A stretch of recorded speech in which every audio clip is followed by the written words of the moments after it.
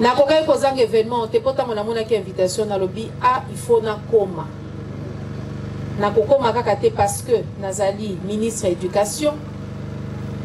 Makelele lekana ki ebele awa balobaki que centre ezalaki centre ya mabe.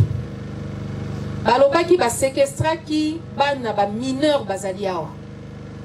Nazali non seulement ministre éducation mais nazali pe ministre ya genre et famille. Nazali na 3 casquettes na kati ya ministère nanga. Nazali pe ministre à portefeuille. Merci. Katoli.